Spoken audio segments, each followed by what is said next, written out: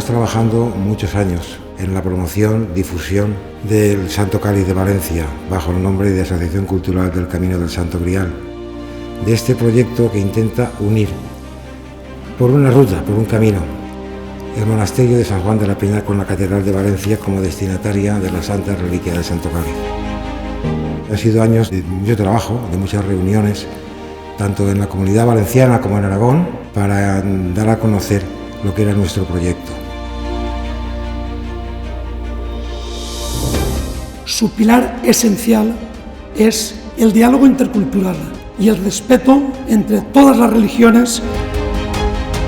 Este símbolo, que es más que un símbolo físico, es un símbolo que nos puede unir. Somos personas muy distintas, ideologías y opciones políticas, pero con una convicción común, que nuestras ideas y proyectos solo tendrán sentido si las desarrollamos y defendemos por medios pacíficos.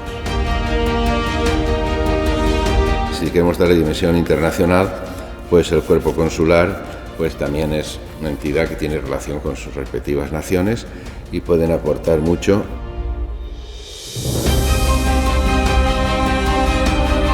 Esto es una cosa nueva, es una cosa, digamos, de verdadera hermandad entre las personas que representan a tantos países.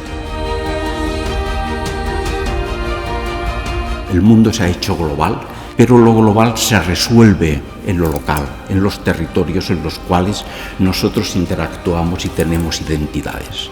Y una de esas identidades es el Santo Grial, el Santo Cáliz.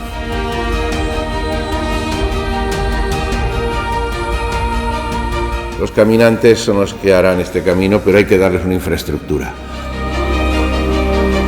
Que todas las personas que vienen de cualquier parte del mundo tienen un pedazo de hogar en cada uno de ustedes. Y es un proyecto que poco a poco se va consolidando.